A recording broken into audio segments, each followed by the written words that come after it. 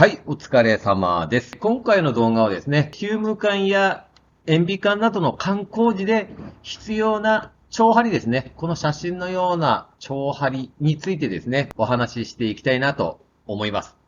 はい、ということで、今回の動画の流れですけど、まずはですね、管の寸法ですね。この使う管の寸法を正確に確認しましょう。それから、計画高ですね。管定高から干潮高ですね。管の上の干潮高を計算しましょう。で、3番目ですね。干潮高ですね。今計算した干潮高から、長針の高さですね。今回の動画ではですね、プラス100ミリで、長針をかけようかなと思いますので、このプラス100ミリを計算しましょう。そして、長針の設置のお話ですね。長針の設置方法の解説が終わってからですね、管の設置について、で、最後に、ヒューム管レベルという道具についてですね、お話ししていきたいなと思います。ということで、早速1番目からですね、お話ししたいなと思います。管の寸法確認ということですね。長針の設置の前にですね、工事で使用する管の材料ですね。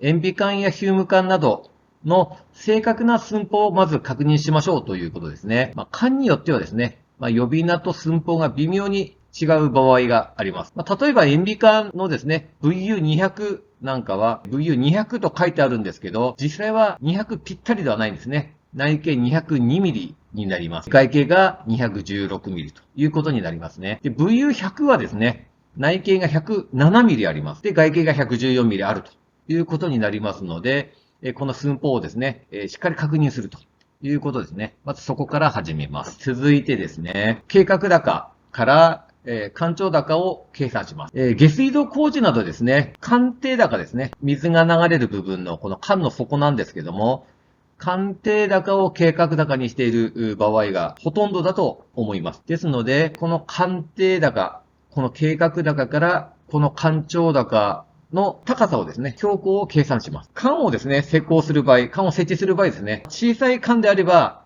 大体管のこの干潮高を基準に管を調整することになるかと思います。ですので、この干潮高をですね、計算してみましょうということなんですけども、例えばですね、設計で、計画高、鑑定高がですね、100.000 メーターだとします。こちらの図のように、100.000 メーターでしたということなんですけども、この干潮高を計算するのには、こちらの 0.202 ですね。202を足して、さらにですね、こちらの7ミリ。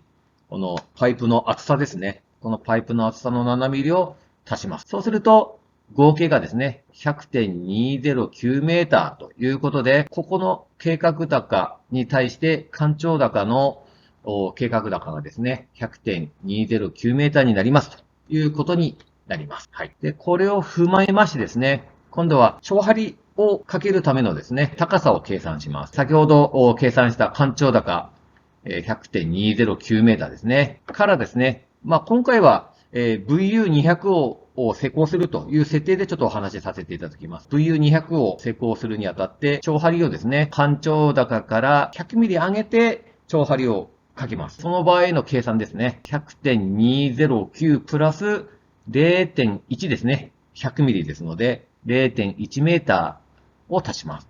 で、イコール、100.309 メーターですね。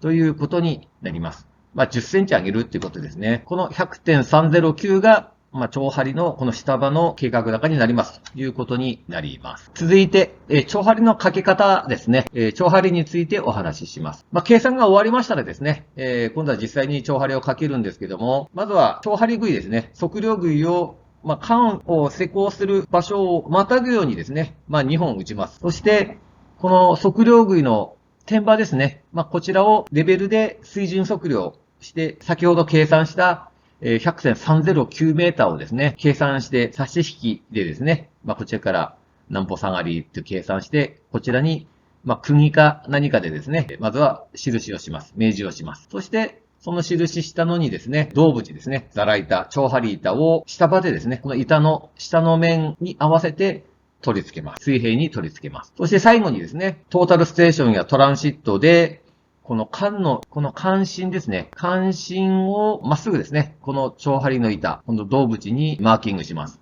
で、印をしてですね、そして釘をですね、上に打ち付けます。これはですね、水糸がですね、貼りやすいようにということで、こちらに1本ですね、打ち付けておきます。はい。これでですね、長針はですね、完了ということになります。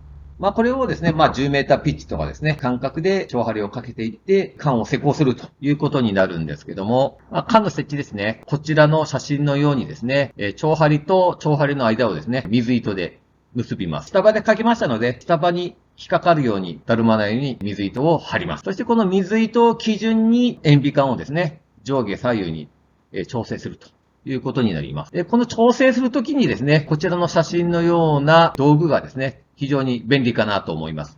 こちらのヒューム管レベルと言うんですけども、これも結構昔からあるんで、皆様お馴染みだとは思うんですけども、こういう道具がありますということで、ちょっと写真に載せてみました。ヒューム管レベルなんですけどもね、取り扱いは非常に簡単で、このパイプの上にですね、ポンと置きます。こちら、塩ビ管なんですけども、そしてここにですね、棒状気泡管がついていますので、この棒状気泡管の中にですね、気泡がありますので、これが真ん中に来るように調整します。そうするとですね、この定規が垂直に立ちますので、垂直についている定規をですね、固定ネジをちょっと緩めて、管の上にポンとゼロがつくようにします。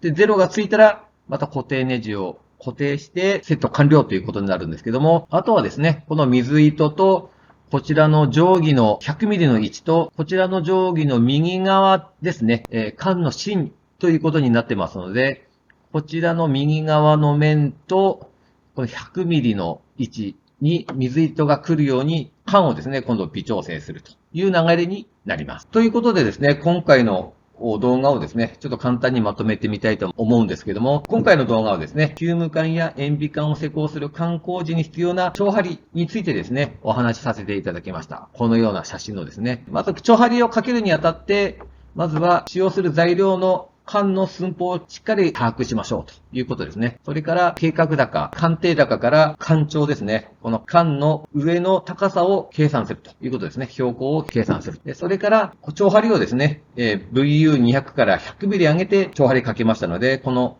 100ミリ上げた計算をしました。はい。それから長針を設置するということで、長針の設置方法をですね、簡単に解説させていただきました。そして、5番と6番目ですね。管を設置するのにですね、こちらの写真のようなヒューム管レベルというんですけども、こちらの道具を使うとですね、正確に管をですね、調整することができるということで、昔からあるので、お馴染みだとは思うんですけども、紹介させていただきました。はい。ということで、今回の動画はですね、以上となります。